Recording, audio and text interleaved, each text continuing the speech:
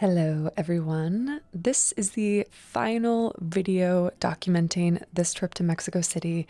If you haven't seen my last two videos, I will leave them linked below, but you can watch them in any order that you wish. We're going to start the day at Bosque de Chapultepec, which is one of the largest parks in Mexico City, and we're here to see something very special.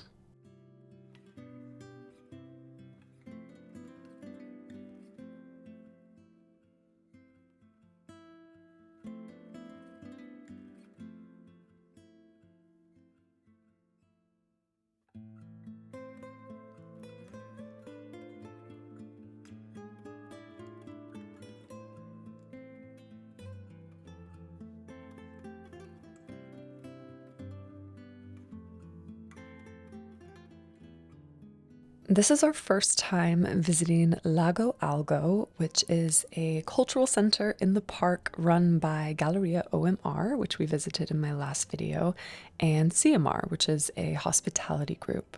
Lago Algo has this really beautiful outdoor space. It has a restaurant, and most importantly, it has a space for contemporary art exhibits. Overall, it's just really inviting. You can tell by how they've set it up that they really want it to be a gathering spot for all members of the community. And the exhibits are free, which is great.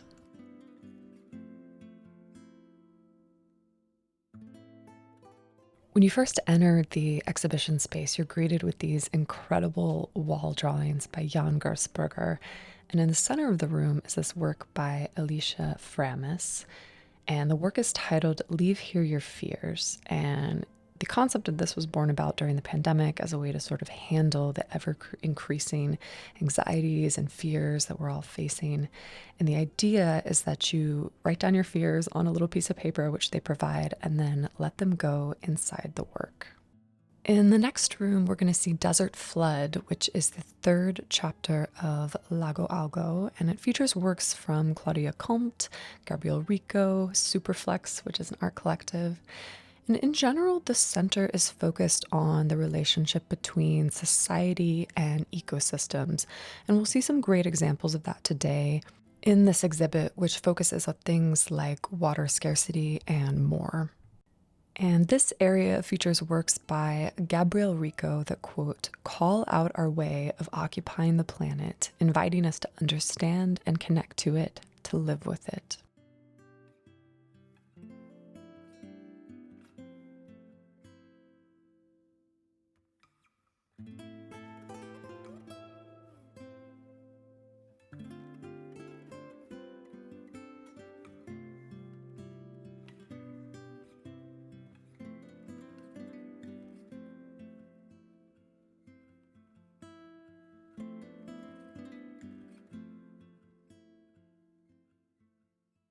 This work by Claudia Comte is meant to raise awareness about desertification, which is when fertile land becomes desert as a result of various factors like climate change, overgrazing, deforestation, and unsustainable farming practices. And as you can see, she's transformed the space into an actual desert with a sand floor and her signature cactus sculptures. And the paintings on the wall feature scenes of anthropogenic destruction covered by pop-inspired script. And to understand it a little better, the artist states that, quote, this is not about carving out a space for humor, but about the insecurity of expressing the desire to help while simultaneously exploiting the Earth's resources through capitalist ventures. Ha ha ha embodies the nonsensical affirmation of knowing exactly what harm is being made and of not doing anything to prevent it.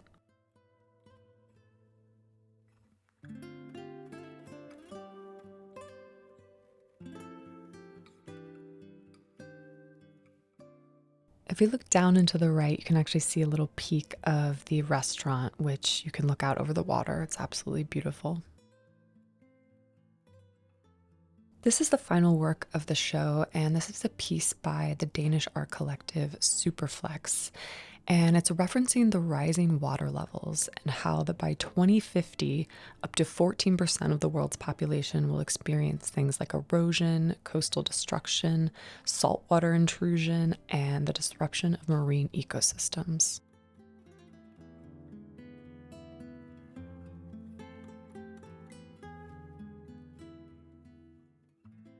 We're going to continue to enjoy this incredible park, and I'll share a little bit of history with you because a lot of historical events have taken place here. It was once used as a hunting ground for the Aztec elite, and after the Spanish conquest, it became a royal park and was then later converted into a public park in the 19th century.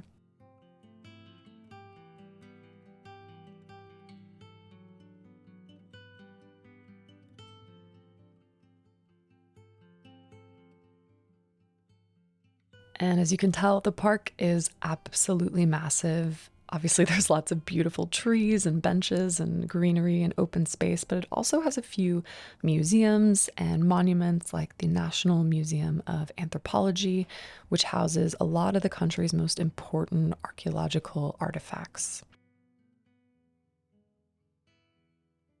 We're now going to go to Material Art Fair, which takes place at the same time as Zonomako every year during Art Week.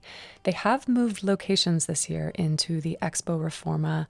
It was absolutely packed, which is always really nice to see so many people out just enjoying the art.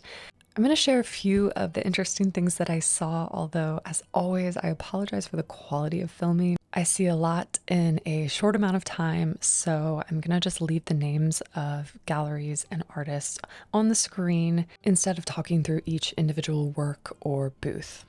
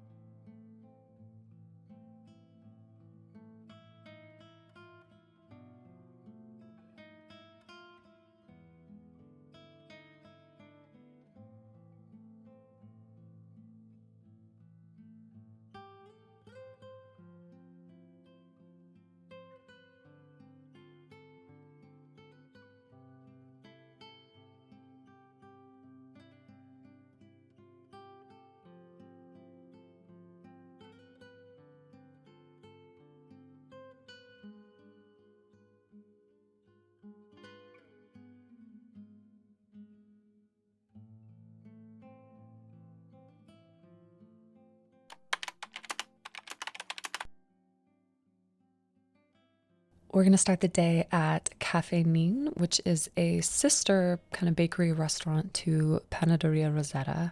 And of course, I got my donut because they're the best. And I also got a bean tamale.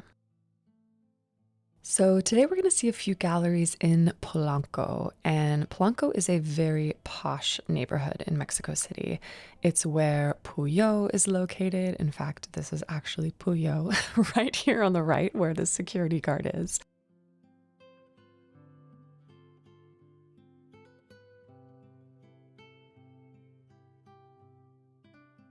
The first gallery we're going to see today is Proyectos Monclova, which has, again, an incredible space. This is it right here, all blue. It's just, yeah, incredible.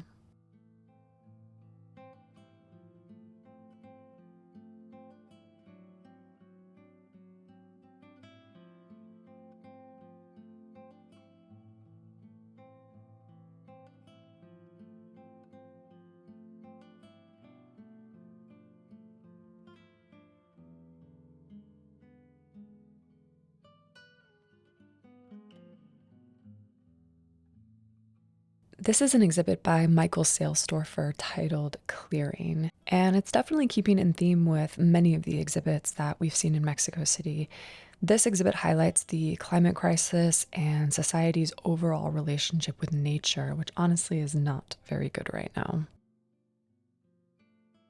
If you're thinking that it's ironic that trees were harmed for this exhibit, they were not. Salesdorfer has used trees from the Mexico City area that have either fallen or have already been cut down.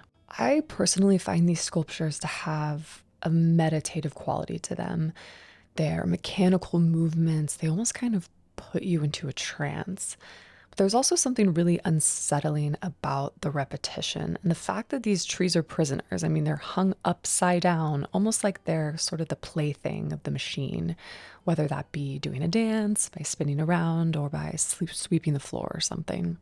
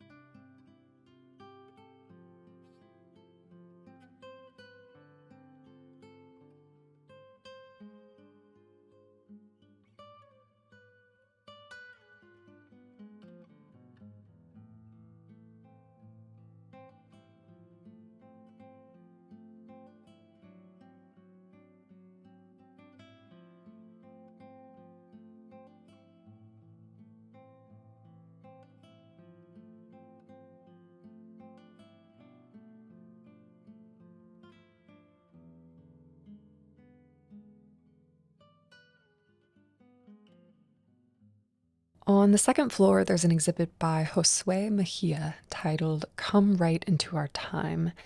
And in it, Mejia utilizes cartoons to comment on Mexico's industrialization after World War II, as well as the relationship between modern art in Mexico and the United States, specifically the way that the US categorizes and presents Mexican art in institutions like the MoMA.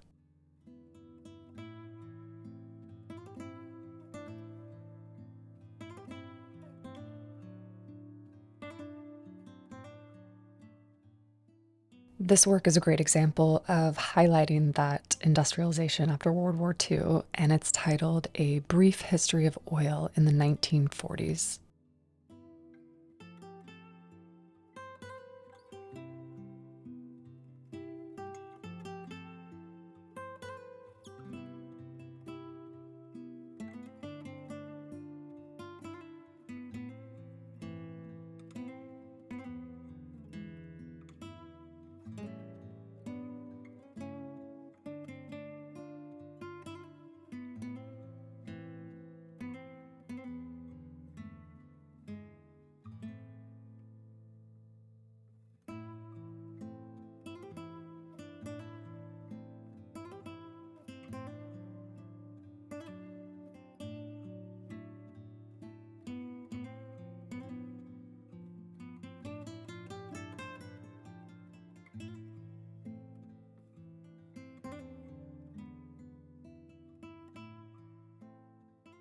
On the very top floor of the gallery, we have their viewing room, I'm pretty sure, which is what this is. And it features a work, this big one that I love, by Michael Salesdorfer, which is actually a rug made from decommissioned Zurich police uniforms. And he created this piece in 2017. So, a rug, which is normally associated with the domestic, with safety and comfort, it's now being transformed thanks to the power associated with the police materials that it's made from. And by doing this, Salesdorfer is kind of playing with the idea of, quote, transference of authority from one group to another.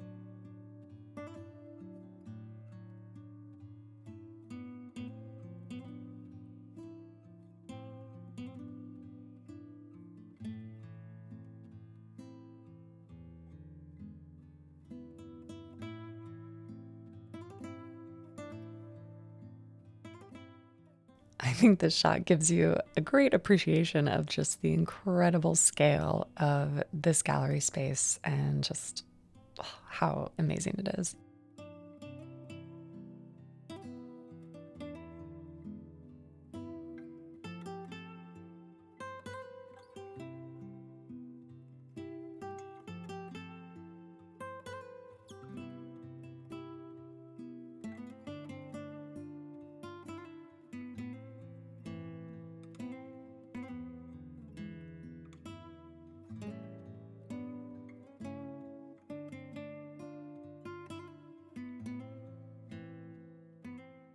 Our final stop of the day is going to be to Morán Morán Gallery.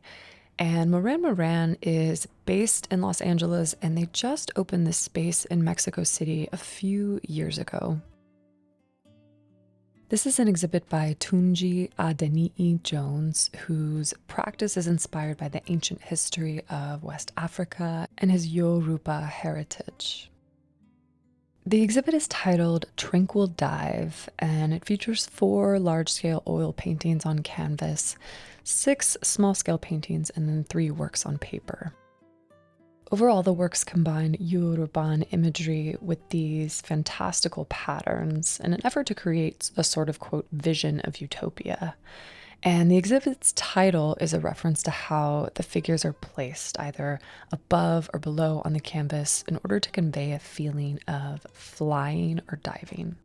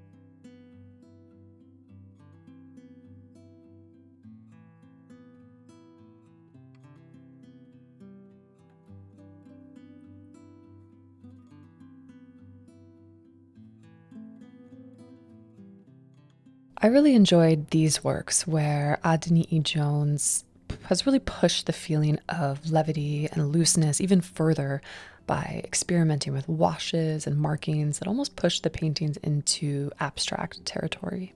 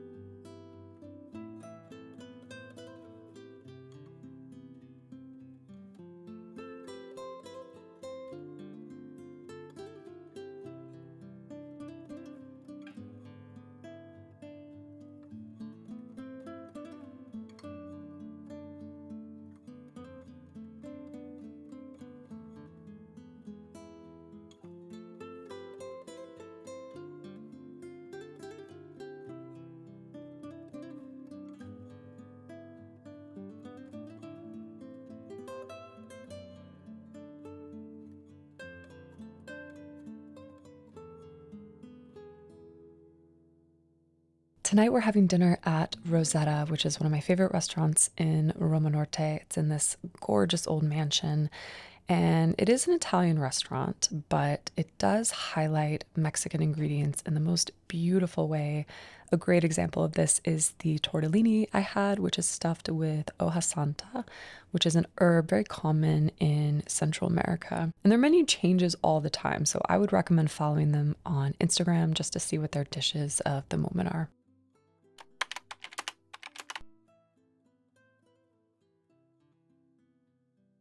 You all are in for a treat today. We are on our way to visit Bosco Sodi's studio, which is brand new. I believe it just opened this February. Anyone can visit, which is really cool. I will leave a link to where you can make an appointment below. If you're not familiar with Bosco Sodi, he's a Mexican contemporary artist who's really known for his use of raw, natural materials to create large-scale textured paintings and objects. He once described his creative process as controlled chaos that makes something that is completely unrepeatable.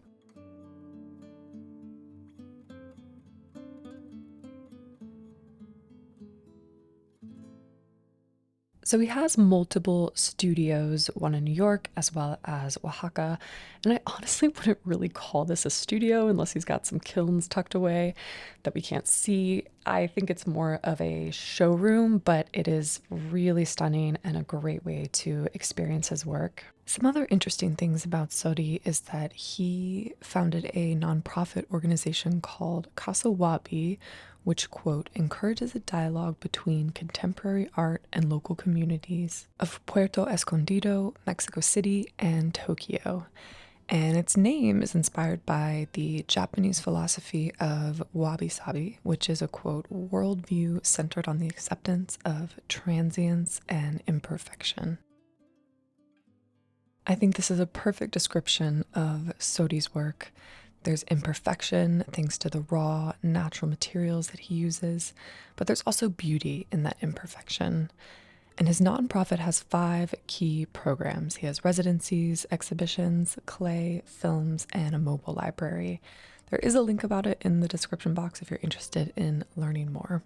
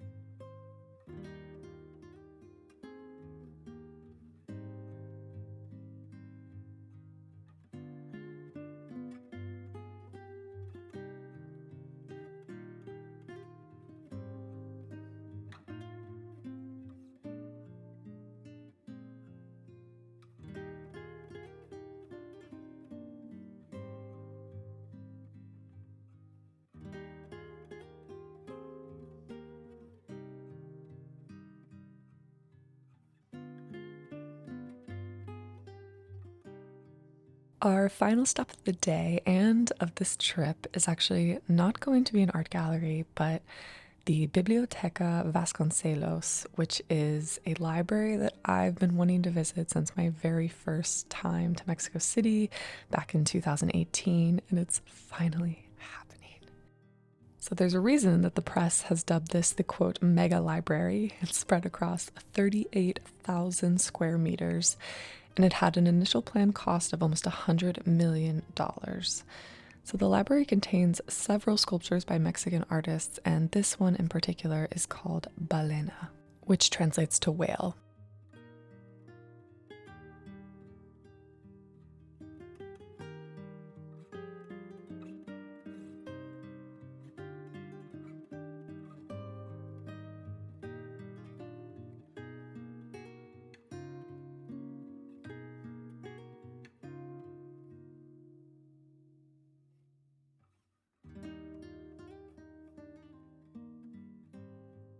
And that concludes this year's trip to Mexico City. I hope you really enjoyed this video, and if you haven't watched my other Mexico City videos, you can find them linked in the description box below.